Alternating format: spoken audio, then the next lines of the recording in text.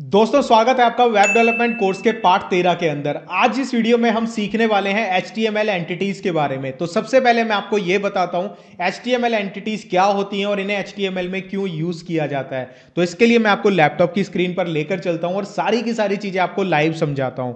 सबसे पहले हम यहां पर एक नई फाइल बना लेंगे जिसका नाम हम देंगे HTML एंटिटीज। इसका नाम मैं दे देता हूं .html। ये सारी चीजें आपको आती ही हैं। इसके बाद बॉयलर प्लेट कोड लगाना है और उसके बाद हम यहाँ पे टाइटल दे देंगे इसे। जो भी हमारा ब्लॉग आज हम करने वाले हैं HTML एंटिटीज। ठीक है, ये मैंने इसको लिख दिया। इसके बाद मैं एक H2 टैग यहाँ पे बना लेता हूँ, इसको भी नाम दे देता हूँ मैं HTML और यहाँ पे मैंने लिख दिया एंटिटीज। ठीक है, इसको सेव कर दिया। इसके बाद सिंपली हमें यहाँ से लाइव जाना है, तो यहाँ पे मैं गो लाइव पे क्लिक करता हूँ। ऑटोमेटिकली हमारा वेब पेज यहाँ पे लाइव हो चुका है। अब बात आती है HTML एंटिटीज की। तो यहाँ पे पहले मैं आपको बताता हूँ HTML एंटिटीज यूज क्यों करते हैं, उसके बाद ऑटोमेटिक समझ आ जाएगा कि ये होती क्या है। यहाँ पे सपोज करो मैंने यहाँ पे कुछ भी लिया, फॉर एग्जाम्पल मैंने यहाँ पे लिखा H3 टैग लगाया और यहाँ पे मैंने लिखा हेलो। ठीक है, माई नेम इज राहुल और मैंने यहाँ पे लिखा आई एम। यहाँ पे मैं लिखता हूँ कि मैंने जैसे H3 यूज़ किया तो मैं यूज़र को दिखाना चाहता हूँ H3 आई एम हेडिंग। ठीक है, 3 टैग इन HTML, ये मैंने लिखा।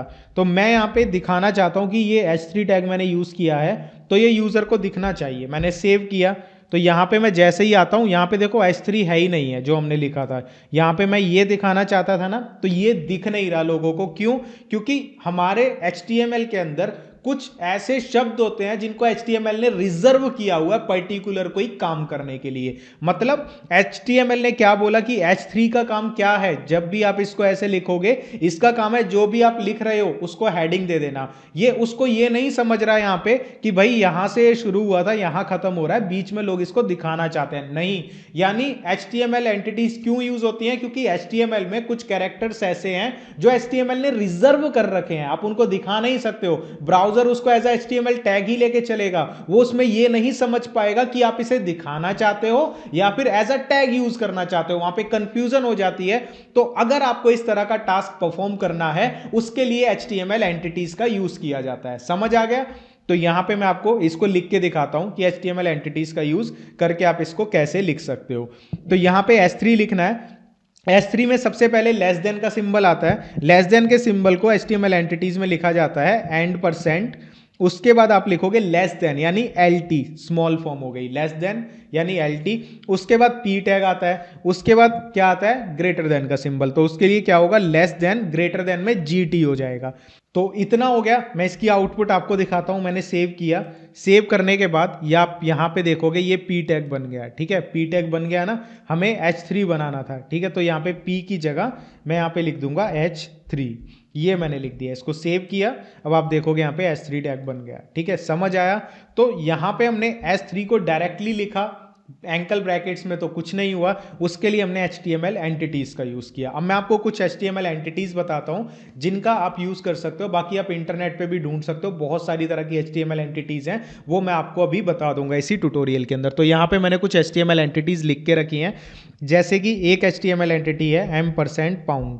ठीक है, यहाँ पे हमने इसको ऐसे लिखा, तो यहाँ पे आप देखोगे यहाँ पे पाउंड का सिंबल बन गया। ठीक है, एक और मैं आपको बताता हूँ, काफ़ी फेमस है, जैसे कि मैंने यहाँ पे लिखा पैराग्राफ टैग लगाया, आई एम, मैंने लिखा राहुल। अब मैं यहाँ पे काफ़ी सारे स्पेस देना चाहता हूँ, मैंने यहाँ पे लिखा उपमन्यु।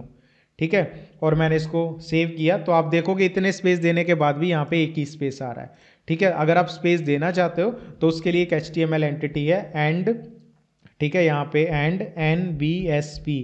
ठीक है, ये वाली। ठीक है, नॉन ब्रेकिंग स्पेस बोला जाता है इसे, NBSP। इसको सेव किया हमने और यहाँ पे मैंने जैसे ही किया तो देखो यहाँ पे एक स्पेस आ गया। अब मैं यहाँ पे जितने ज़्यादा स्पेस लगाना चाहता हूँ उतनी ही बार मैं इस कोडिंग को लिख दूंगा और यहाँ पे स्पेस बनते जाएंगे। ये क्या है? ये HTML एंटिटी है। समझ आया?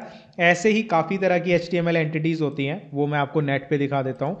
यहाँ पे मैं सर्च करता हूँ HTML एंटिटीज़। ठीक है, मैंने यहाँ पे सर्च किया तो यहाँ पे हमारे पास बहुत सारी HTML एंटिटीज़ हमें मिल जाएंगी, जैसे कि देखो यहाँ पे आ गई। ठीक है, ये सारी HTML एंटिटीज़ हैं N% AMP। ठीक है, ये N% के लिए एंटिटी यूज़ होती है एंड AMP, लेस देन के लिए एंड LT जो मैंने आपको बताया, ग्रेटर देन के लिए एंड GT, स्पेस के लिए एंड BSP, ठीक है। अगर आप यहाँ पे इस तरह का सिंबल करना चाहते हो जो रजिस्ट्रेशन का सिंबल होता है, एंड REG होती है, तो मैं आपको जैसे ये लिख के दिखाता हूँ। यहाँ पे आता हूँ और मैं यहाँ पे लिखता हूँ ये वाला सिंबल, ठीक है, एंड REG। इसको सेव करते हैं तो यहाँ पे आप देखोगे यहाँ पे ये रजिस्ट्रेशन का सिंबल आ जाएगा, ठीक है।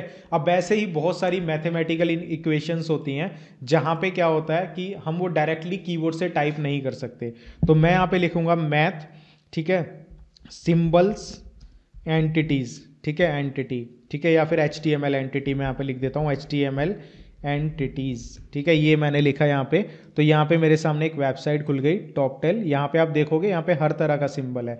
जैसे कि आपको ये सिंबल टाइप करना है तो कैसे करोगे, ये तो कीबोर्ड में होता ही नहीं है।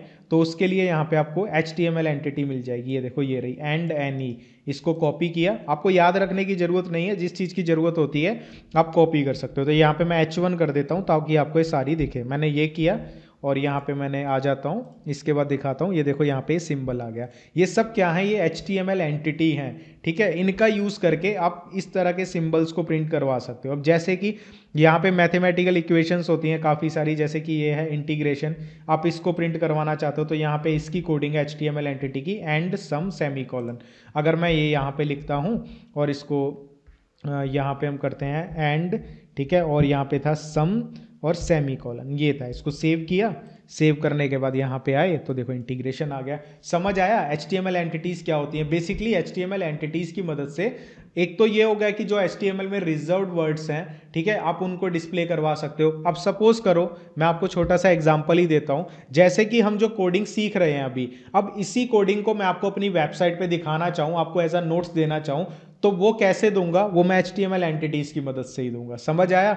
नहीं तो मैं जो कोडिंग लिखूंगा तो गूगल क्रोम ब्राउजर तो उसको दिखा देगा आपको, कोडिंग तो दिखाएगा नहीं, उसकी आउटपुट ही दिखाएगा। तो वो चीज़ करने के लिए HTML एंटिटी यूज होती है। प्लस में जो मैथमेटिकल सिंबल्स होते हैं या कुछ ऐसे सिंबल्स होते हैं जो हमारे कीबोर्ड में नहीं होते, उनको डिस्प्ले कराने के लिए HTML में कुछ शॉर्टकट्स बना दिए, वो क्या होते हैं? HTML एंटिटीज होते हैं। क्लियर हो गया? बाकी मैं आपको एक चीज बोलना चाहूंगा, मुश्किल से 7-8 दिन के बाद जो भी हमने अब तक कोडिंग करी है उसके हिंदी में नोट्स आपको मेरी वेबसाइट पे मिल जाएंगे। और जैसे ही वेबसाइट तैयार होती है उसका लिंक मैं सारी वीडियोस की डिस्क्रिप्शन में डाल दूंगा, ताकि आप वहां से उन नोट्स को देखकर अपनी प्रैक्टिस भी कर पाओ।